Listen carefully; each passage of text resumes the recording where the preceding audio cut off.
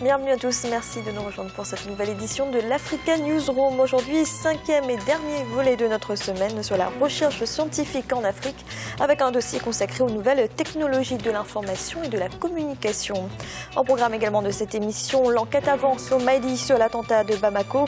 3 complices présumés des terroristes ont été arrêtés. Et la Tunisie a commémoré cette année dans le deuil son anniversaire de l'indépendance. Et pour nous accompagner pendant cette émission, nos éditorialistes, grâce à Kiza, bienvenue.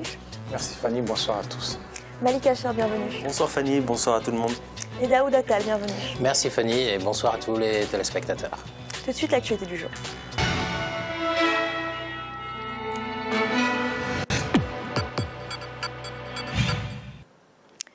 Au Mali, 3 personnes ont été arrêtées par les forces spéciales des services de renseignement dans l'enquête sur l'attentat de Bamako du 7 mars dernier. Il s'agirait de complices. Ils auraient notamment aidé les auteurs de l'attaque à s'infiltrer dans la capitale malienne, Aminata Diak. Au Mali, l'enquête sur l'attentat djihadiste du 7 mars à Bamako, la capitale, avance. De sources gouvernementales, les services du renseignement ont arrêté ce mercredi 18 mars 3 hommes complices présumés des auteurs de l'attaque armée contre le bar-restaurant La Terrasse. Une avancée accueillie avec soulagement par la population qui, pour certains observateurs, se sent rassurée. Cette histoire d'attentat sur la terrasse bar de Bamako est considérée réellement comme un acte de banditisme. Et le fait que quelques jours après le premier bandit ait été repéré et arrêté, c'est que quelques jours après, 2 autres suspects complices aient été arrêtés. Cela est de nature vraiment à rassurer les Maliens qui ont toujours pensé que l'issue sera heureuse et que la police parviendra à ses fins en mettant hors de nuire certains de ses agents. On en a vu dans d'autres cas, c'est vraiment un grand banditisme. Et certains profitent de ce problème du Nord pour justement, parce que armés, commettre des forfaits. Mais cela dit, j'avoue qu'à Bamako, ce n'est pas qu'on soit inconscient de la situation, mais les Maliens sont de nature rassurés et on ne sent pas les gens perturbés. L'attaque de Bamako relance le débat sur le processus de paix dans le nord du Mali qui se trouve aujourd'hui compromis. En cause, certains groupes rebelles refusent de signer le pré-accord de paix d'Alger du 1er mars 2015, mais beaucoup de Maliens espèrent encore que la rébellion Touareg reviendra sur sa décision. Pour ce qui est de la question du Nord, les Maliens dans leur grande majorité sont convaincus que MNLA et ce mouvement affilié vont parapher l'accord. Et qu'il n'y a pas d'autre choix. Les Maliens s'y attendent et comprennent aussi leur façon de tournoyer et autres, mais qu'à la finalité, les gens vont signer. Sur ce point, j'avoue que le moral est bon à Bamako, bien que souvent on se pose certaines questions. L'espoir d'un retour au pourparlers de paix dans l'immédiat anime les Maliens. Seulement, la situation risque de se compliquer davantage. En effet, les groupes rebelles du Nord Mali ont émis de nouvelles revendications qui, selon certains spécialistes, seraient difficiles à accepter par les autorités. Malik, avec l'arrestation de ces 3 suspects, on apprend que l'un des terroristes avait séjourné plusieurs semaines dans la capitale avant l'attaque. Est-ce que cela signifie qu'il y a eu des failles très importantes dans la sécurité ? On pensait que Bamako était un peu une forteresse par rapport au Nord Mali et que la capitale ne subirait pas des attaques.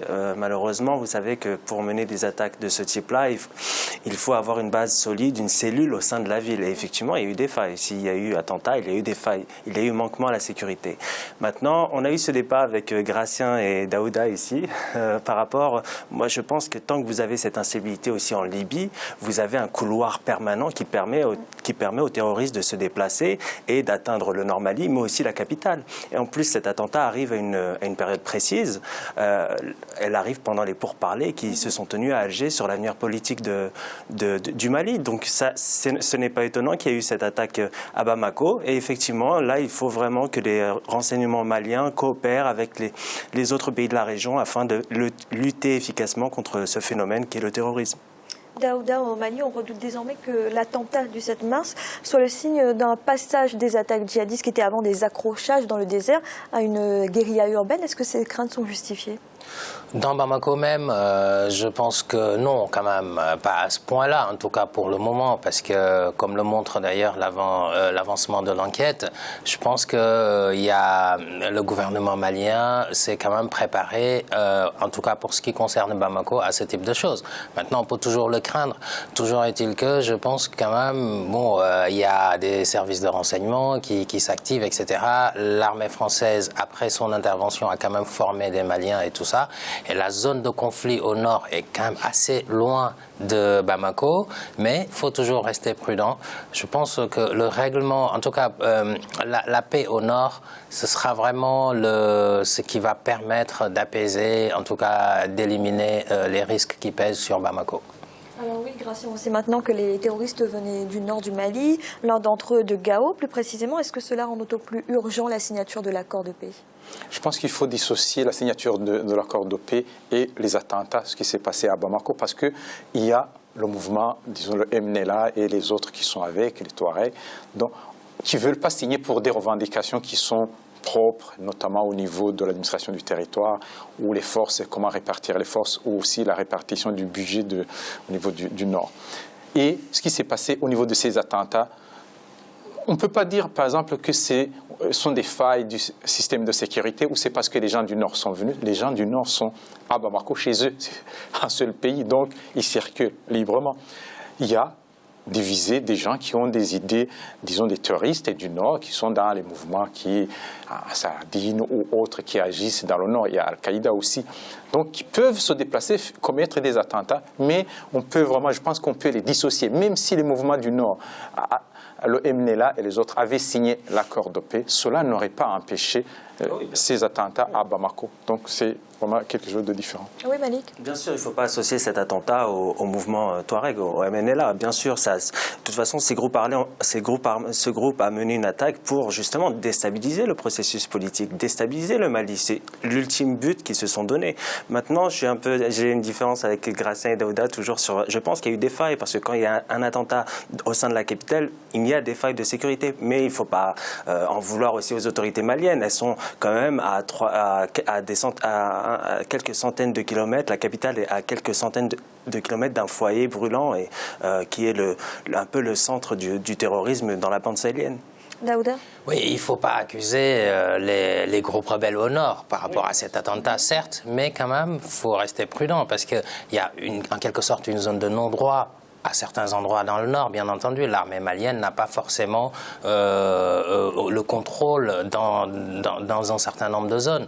Et là, on sait que des armes sont cachées. Donc, même si ça ne concerne pas directement l'attentat, il faudra faire attention pour l'avenir, en tout cas. Alors justement, Malik, l'attentat de Bamako a été revendiqué par le groupe djihadiste de l'Algérien Mokhtar Belmokhtar. Qu'est-ce que cela signifie? Que le Mali est face à deux problèmes en ce moment, les rebelles Touaregs d'un côté et puis ces groupes djihadistes affiliés à d'autres groupes terroristes? Oui, le Mali était exposé à ces deux problèmes bien avant, dès l'intervention au Mali. Le problème, c'est que maintenant, comme je l'ai dit, et je vais un peu essayer de remettre le sujet sur la table, mais le problème, il est au Mali, il est aussi en Libye. Al-Mourabitoun, ce groupe-là, dirigé par Belmokhtar, il est où? Il est en Libye. Il est en Libye. Tant que vous avez cette insécurité en Libye, tant que vous avez cette profusion d'armes, tant que ces groupes terroristes, ces phalanges terroristes ont accès à ces armes-là, elles pourront déstabiliser le Mali, le Niger, le Tchad et d'autres pays encore. Donc le problème, il est aussi libyen. Grâce à une réaction par rapport à cette analyse de Malik? D'abord, la première, c'est au niveau des problèmes de sécurité, au niveau des failles de sécurité. Il n'y a aucun pays au monde, il n'y a aucun pays au monde qui peut éviter les attentats. Quel que soit, on a vu les villes comme Paris, même New York, aucune ville, aucun pays. Donc, ce qui fait que le Mali ne peut pas, par rapport déjà à ce qui se passe, donc les failles, à moins d'infiltrer les mouvements, tous les mouvements, et savoir tout ce qui se passe. Et on sait bien que dans les mouvements, il y a des cellules qui agissent sans que les autres soient informés. Concernant ce qui se passe au niveau du Mali, il faut savoir que le Mali a la frontière avec plusieurs pays, surtout les pays les plus sensibles, il y a l'Algérie et la Libye. Et on sait bien du côté du nord, dans le désert, dans le Sahara, il n'y a pratiquement pas de garde de frontières. Ce sont des frontières, les gens passent d'une frontière à une autre facilement sans qu'ils soient... Ce n'est pas une frontière délimitée. Les groupes rebelles peuvent se retrouver, même par accident, dans un pays, se croyant dans un autre pays. Ce qui fait que tant qu'il y a ces problèmes d'insécurité en Libye, il y aura aussi l'insécurité, non seulement au Mali, mais aussi en Tunisie, en Égypte aussi. Merci messieurs. Dans l'actualité également, c'était ce vendredi le 59e anniversaire de l'indépendance de la Tunisie, un anniversaire commémoré cette année dans le deuil après l'attaque terroriste qui a coûté la vie à une vingtaine de personnes. Aminata Diak. La Tunisie fête ce vendredi 20 mars le 59e anniversaire de son indépendance, un anniversaire placé sous le signe du recueillement et de la solidarité envers les victimes de l'attentat du musée du Bardo à Tunis ce mercredi 18 mars.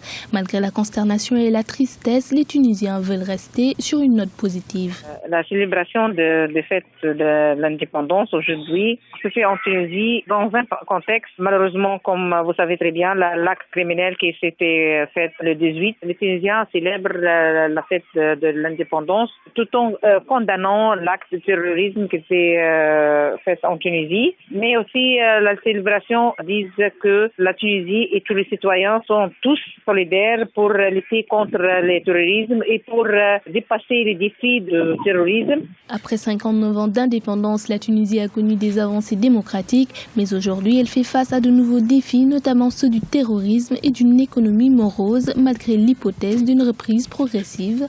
On célèbre la fête de l'indépendance après les élections, après la gouvernance qui a été élue, après la réussite de la démarche démocrate en Tunisie. On sait bien qu'il y a des défis économiques et matériels, et essentiellement concernant la paix de sécurité en Tunisie. Mais on est certain que la Tunisie peut dépasser les défis et peut arriver enfin à clôturer notre démarche de démocratie. L'attentat qui a frappé la capitale tunisienne et qui a fait au moins 21 morts a été revendiqué jeudi 19 mars par le groupe terroriste État islamique. Le président Béji Caïd Essebsi promet une guerre sans pitié contre le terrorisme qui, depuis le soulèvement du 14 janvier 2011, a fait une centaine de victimes dans le pays.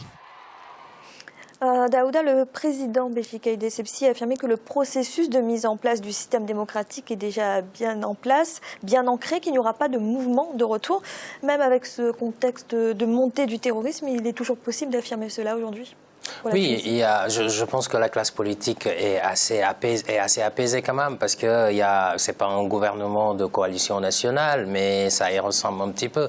Donc je pense qu'il a quand même, en tout cas pour ce qui concerne la lutte contre le terrorisme, Caïd Essebsi a bien le soutien de toute la classe politique tunisienne. Ça c'est une évidence. Et donc j'espère que tout le monde sera derrière, mais on l'a vu aussi, je pense que la lutte contre le terrorisme dépasse les clivages politiques, et ça les Tunisiens l'ont compris, et tant mieux. Grâce la Tunisie peut rapidement tourner la page de cette attaque. Oui, la Tunisie est sur une bonne voie. D'abord, la démocratie peut l'aider, la marche vers la démocratie peut l'aider vraiment à régler son problème. Mais il ne faut pas oublier que la Tunisie est le premier pays au niveau du Maghreb qui a eu ses ressortissants partir combattre en Syrie, qui sont nombreux dans l'État islamique. Donc, on ne sait pas. Après, ils sont en train d'être combattus au niveau de la Syrie, de l'Irak. Qu'est-ce qui va se passer? Après, il va y avoir un repli. Ces gens seront tentés de rentrer chez eux et ils seront en menace pour le pays. Donc, il faudra vraiment avancer avec la démocratie et aussi avec la sécurité, être ferme au niveau de la sécurité, surtout au niveau des services de renseignement, infiltrer les mouvements de tous ceux qui vont rentrer au pays. Et aussi, il y a des partis politiques qui peuvent jouer avec le feu. On a vu ce qui s'est passé avec Ennahda, donc il faudra aussi surveiller de près tout ce qui se passe au pays. Malik, on vous parlait tout à l'heure de la Libye pour le Mali. On sait désormais que les terroristes qui ont attaqué le musée du Bardo se sont entraînés en Libye. Donc c'est bien la Libye aujourd'hui qui est le centre de déstabilisation de la sous-région? Il y a deux centres. Il y a la Libye, on ne va pas répéter pour l'insécurité qui règne en Libye et la facilité pour les groupes de terroristes de s'entraîner, de s'armer.